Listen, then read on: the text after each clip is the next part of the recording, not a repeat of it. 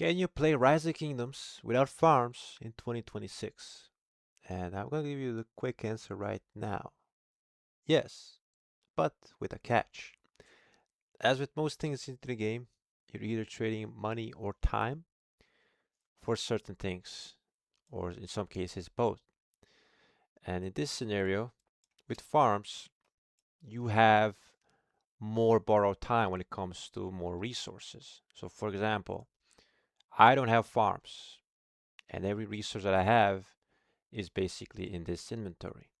Once I reach the very end of it, once I empty it, I'm basically done.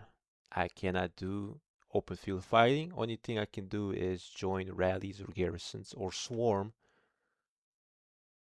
because those end up being dead troops and you can't really heal dead troops. So it is a limited experience without farms.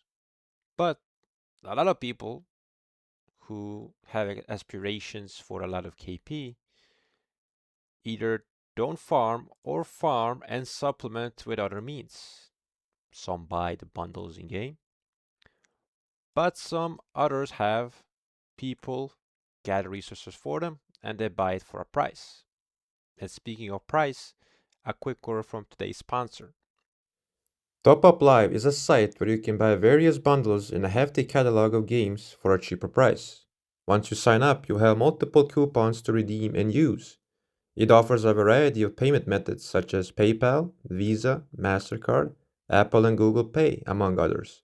And if you use my promo code EMIR, you will have an additional 12% discount on your first purchase.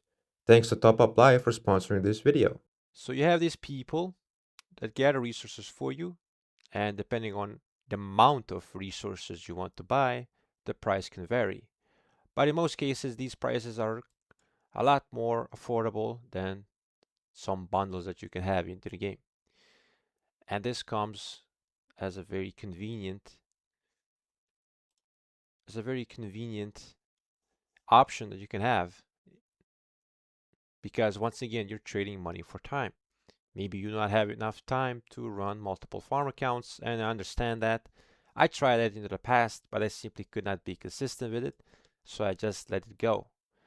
But in turn, I got the short end of the stick. Like I said, once I reach the end of my inventory, the end of my bag, I'm basically stuck. My options are limited. I can join rallies, I can join flags, I can swarm. I cannot really be effective on the open field. So once again, it's a trade of time and money. Ideal world is you have both. You have enough time to, run a couple farms. You supplement the amount with potential resources on the side, depending of how big your KVK is or the amount of aspirations you have. Because there are some KVKs that you might have enough, you simply do not have enough time to really participate in, and that way, if you want to make up for it, you either spend more money to it, or you simply do not spend at all and just wait it out for the next KVK. Maybe you get a vacation permit and then just wait it out. Or if you want to really participate, you're going to have to spend more money to actually be more present in order to catch up for the lost time. So there are different options. Now, what farms can get you outside of resources are potentially doors to high class kingdoms, because if you can operate these farms to join rallies, garrisons, flags, they're going to be a lot more valuable to you, and it will ease your way into being accepted into these kingdoms, because in turn you're doing a lot of them a favor by bringing more troops to the table. And in your return, you're going to be able to have the access to more gold chests, which will in turn get you more things like speed ups, most importantly. So there are also more pros and cons when it comes to farms, but I would say that is the biggest one. It can get you in the door to the highest tiers of kingdoms if you manage them well and if your stats prove enough. So you can have options, and It's a good way, but there are also ways in game that they try to improve the quality of life when it comes to resources. On I wouldn't say numerous, but on two occasions I recall they added more resources to the resource nodes, which is nice. Every little bit helps. And the most recent changes include the bounties, which, over time I guess it could kind of add up, but you will need significant amount of time and bounties to complete to get there. But I would say the most impactful change that they made for resources has been from the Hall of Heroes, where you can get up to 15% of your resources back. And depending, the more resources you spent, the more you get back from the percentage. So this is probably the most notable change that they've done. And my simple suggestion is, because we can also research to reduce the healing of T5 troops, my suggestion would be to simply make this from the start, maybe for another past glory stage, where instead of some buffs like ally garrison capacity, this gets replaced with like 15 or higher, maybe 20% reduced T5 healing cost, on top of having the possibility to research even more.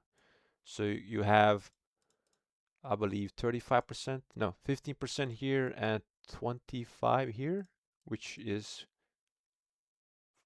40%. If they can add, if they can add 10% to Hall of Heroes, or not Hall of Heroes, the past glory stage, I think that could be a really good change, because that can also reduce the time needed for you to replenish for your next KVK and be less taxing for the players to recover, because a lot of gameplay for this game, when you come to think about it, is mostly about gathering. You're preparing. You're spending 2 months of preparing to fight for like a week or 10 days or longer, depending on your type of KVK. So you're spending a lot more time farming than actually fighting. And in a strategy war game, I think that needs to be a bit more balanced. I understand there has to be some type of cooldown when it comes to, preparation. Not everyone has the time to play all the time. I get that, but I believe this would lead to more sustain, and it's something that should be considered. I think everyone will benefit from this, to have more time so they can use on the field. But if you want to supplement your inventory with more resources on the side, then no one's really stopping you.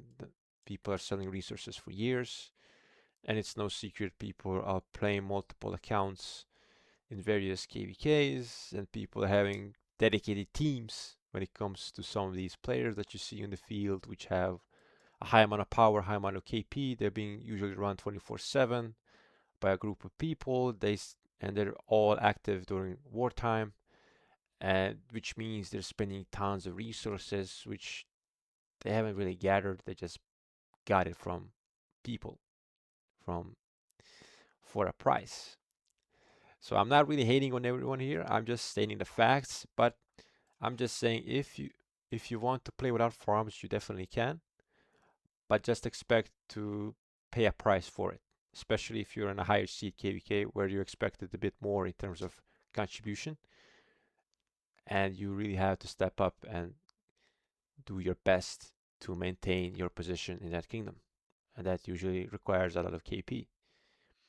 And KP is really just a matter of resources and speed ups. Like eventually, if you have enough, you will actually reach your goal. You just need a lot more fights. So, to once again to recap, you can play without farms. Farms can get you into some places because they could be used as a way to reinforce rally structures and other things.